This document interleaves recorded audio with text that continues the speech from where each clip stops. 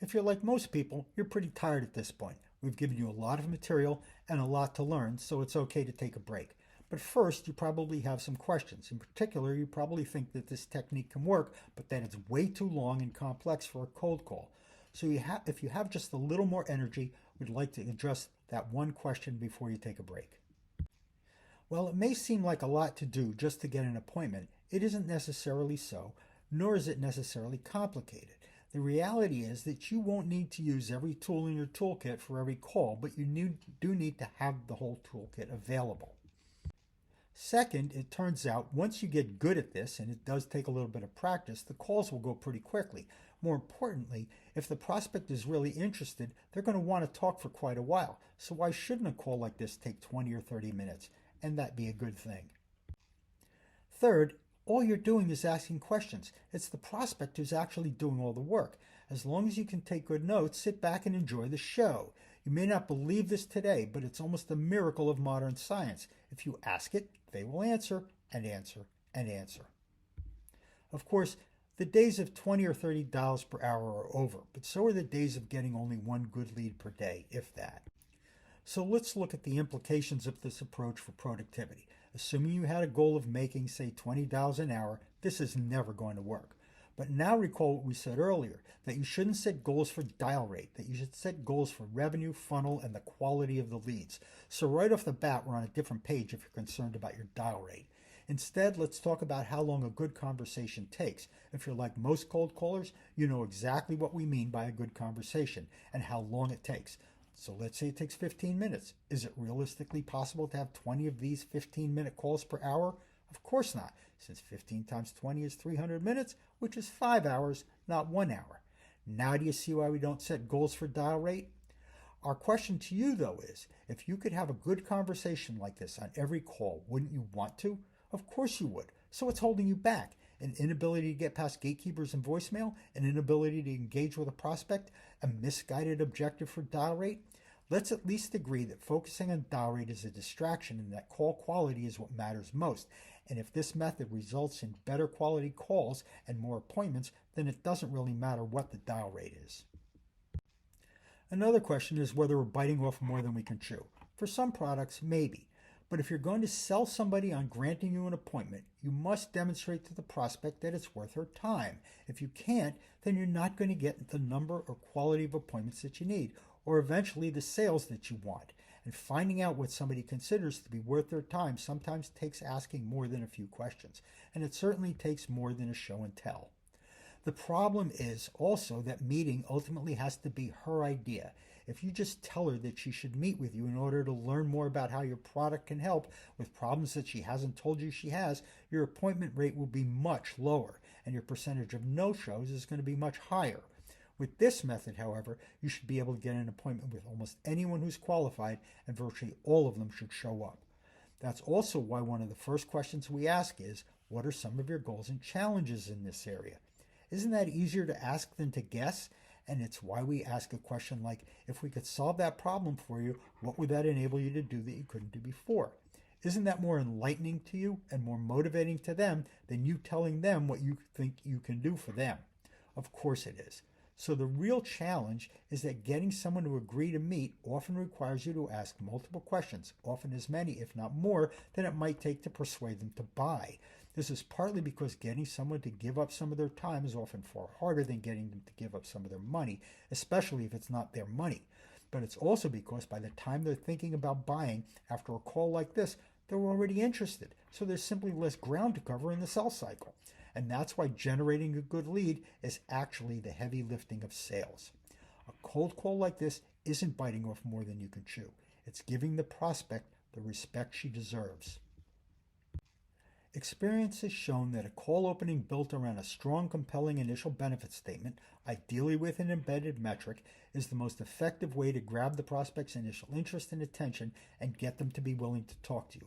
Once the prospect has agreed to have a dialogue with you, then asking good questions designed to uncover needs, pains, problems, and unmet goals, and their costs and consequences, both to herself and those who have a stake in her job performance, as well as the benefits of solving them, both for her and the beneficiaries of her work, is the best way to justify a meeting, or at least getting the prospect to take a concrete step to move the process forward. Remember that practice makes perfect, so write out your prerequisites and your script elements, your EVC models, and your call notes. Customize your questions on the call flow diagram for your specific business and role play with a partner. Then hit the phones. Take good notes and celebrate your success. We're now done with the main part of the course, and so if all your questions have been answered, you can now hit the phones knowing that you have the ultimate weapon in your marketing arsenal. That said, I strongly suspect that there are a couple of issues that you need us to address, such as sending information, following up, getting past gatekeepers, and dealing with voicemail. So if you want to hang around after class, we're going to cover them now. Although it isn't directly part of learning how to make a good cold call, at some point in the lead generation process, particularly if you stimulate some interest, your prospect may ask you to send them some information, and you may not be able to refuse to provide it. Obviously, as you now know, if they ask you to send them information, it's an indication of failure. It means you've not covered enough needs or built enough of a perception of benefits, and it especially means you're not in control of the call. So the first thing you need to do after they ask you to send them something is look in the mirror and ask yourself how you got into this situation. This is because the measure of progress is the concrete step in the absence of an appointment. Remember, they need to do the work, not you. And so you need to go back over your script elements, your opening, your IBS, and especially the questions you ask, and don't let it happen again. If you're still on the phone when this happens and you have a chance to salvage the call, use it as an alert, a notification that you're off track, and view it as a statement needing a rebuttal. Therefore, you should checkpoint it, regain permission to ask questions, and then ask a question that gets you back into the call, such as, I'd be happy to send you some information on what we have, but before we do, would it be okay if I ask you just a couple of quick questions? If they agree, you're back on track. If not, then you're stuck having to do all the work, and you'll have to fix the process later.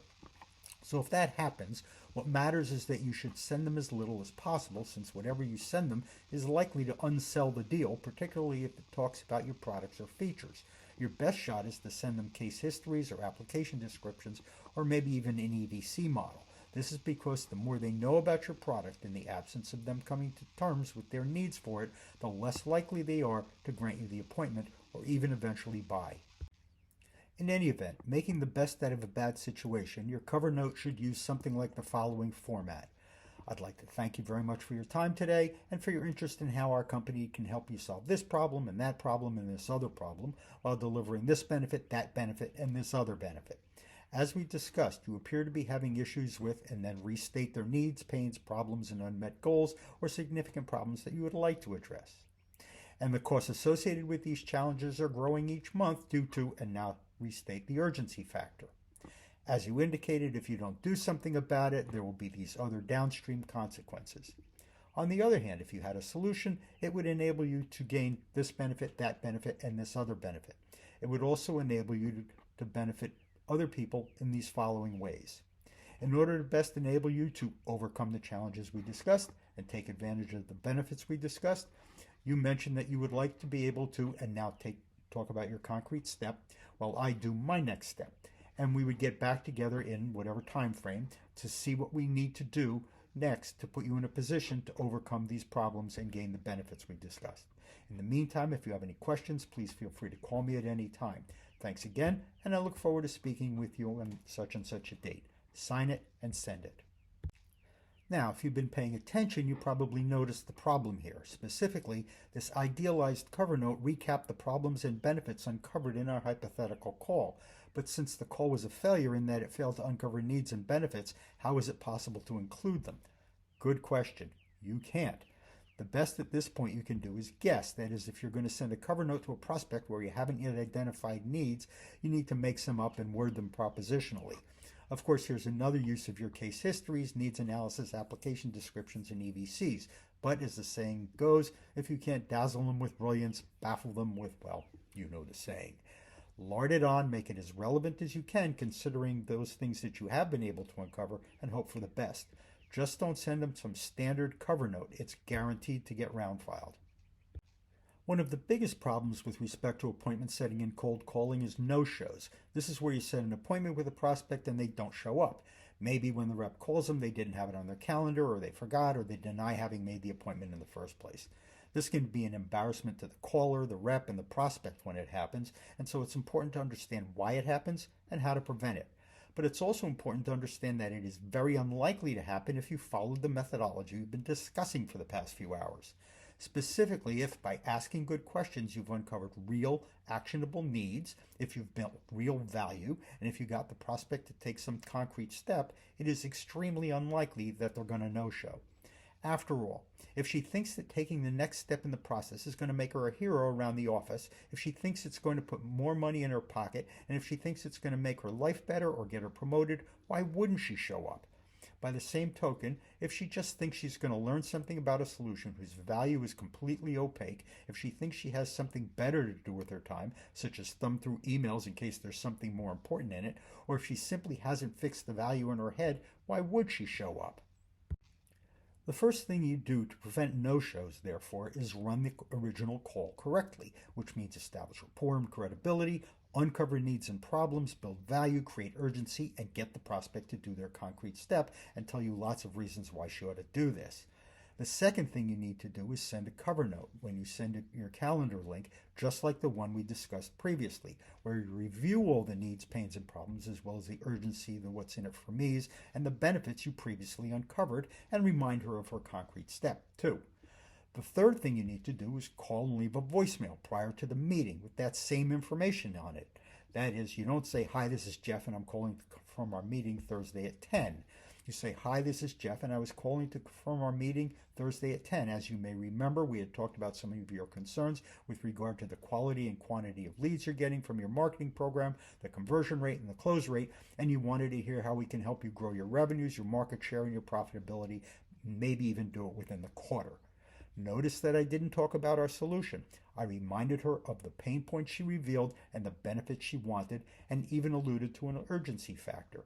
Now let me ask you, which is she more likely to remember? That she has an appointment to hear about your lame product or service, or an opportunity to solve a problem that she has to deal with every single day? What call is she more likely to attend? A call about something that's going to cost her money, or a call about something that's going to make her money?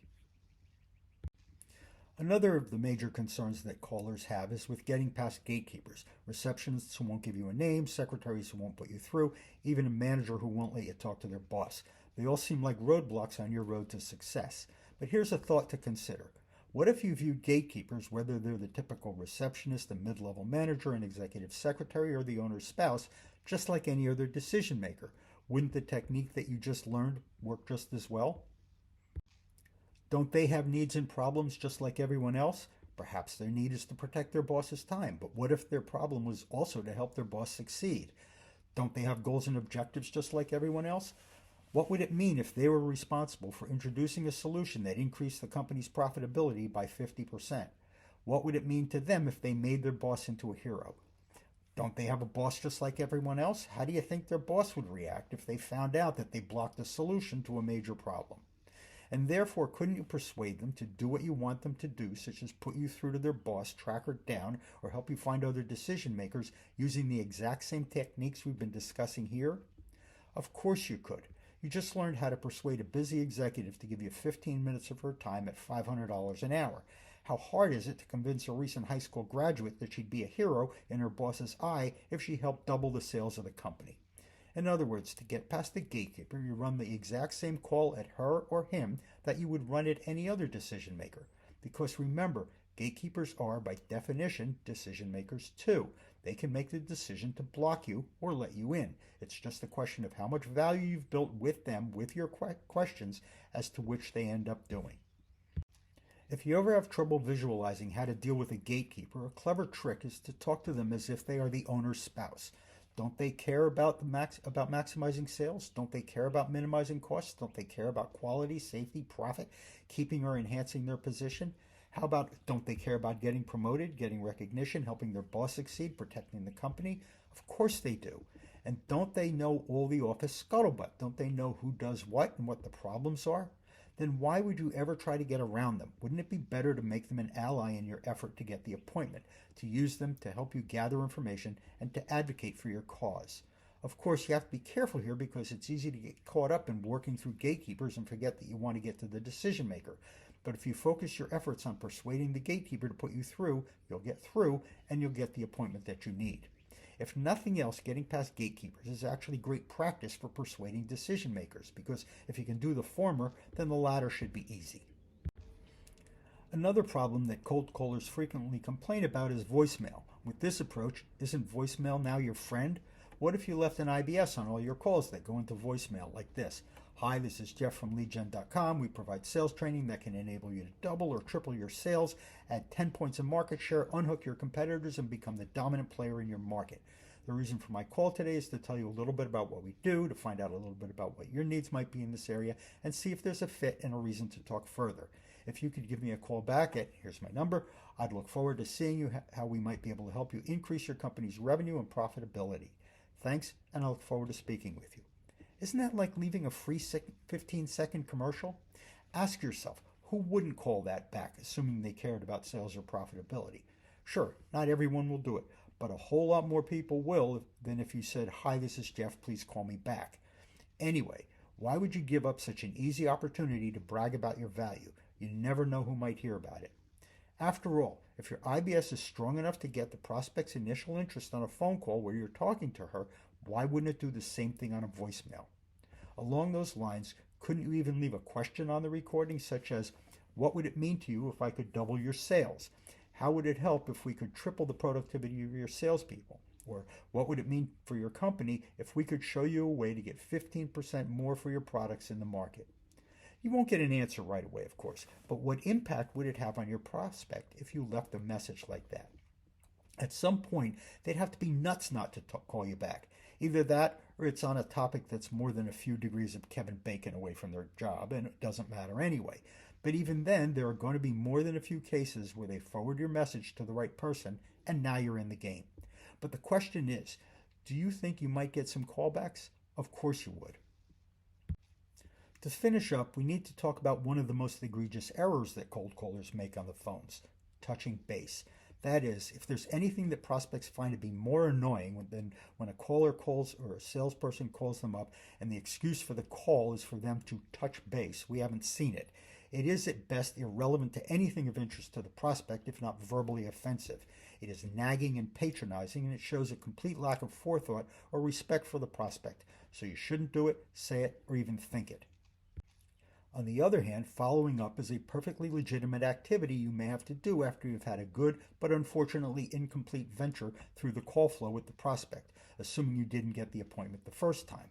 Consequently, it assumes that you've been working your way through the call flow diagram over what has turned out to be now a multi-call effort, uncovering needs and problems, their consequences and costs, and how they add up over time, identifying stakeholders, and creating the perception of value to both the prospect and the beneficiaries of her work. If you haven't been doing that, then we can't help you. There is simply nothing to follow up on. But if you have, then the solution for bridging the time gap and reinvigorating the call should be obvious. The reason for my call is to follow up on how we can help your salespeople generate more appointments and close more new sales faster and with less time, effort, and aggravation. Do you have a moment to talk? This lets you pick up where you left off and you're on your way. And in case it's not vividly obvious, this also works if the person isn't there and you have to leave a message on their voicemail. Simply repeat the problems and benefits you've already uncovered and ask to continue the conversation. Clearly, we've covered way too much material here to summarize it all, so we're just going to highlight a few slides that you need to remember and focus on. The first is the high-level view of the cold call. Remember what's going on in your prospect's mind before they pick up the phone. Write your prerequisites so you have a good story to tell, and make sure you have good infrastructure for calling. Plan your questions using the call flow diagram, and keep good notes using your cold calling worksheet. When you're making your calls, have a copy of the call flow diagram with your customized questions added in front of you. Refer to it so that you know we've covered all the questions and issues you need to cover as you build your business case for meeting. Remember that telling ain't selling, and that if you want to persuade someone to do something, leading them to the conclusion that you want them to reach by asking them good questions is a lot easier than beating them into it with declarative statements. Remember why you're asking these questions, to find reasons to meet that outweigh the prospect's natural inclination not to meet, knowing that those reasons to meet are all in the prospect's head and you have to just get them out by asking good questions. Remember, what ultimately drives a prospect to want to meet or to do anything is their desire to close the gap between where they are and where they want to be. So a big part of your job is to find a gap you can close with your products or services. Remember that, unfortunately, sometimes those gaps can be a little complicated, but that's your problem, not theirs. You need to understand their problems the way they see them in order to position your product as the solution. But just ask the right questions and the information will be forthcoming. Take good notes on your cold call worksheet and you'll turn over a great sales lead. Other than that, have fun, uncover needs, bring value, and make a ton of money.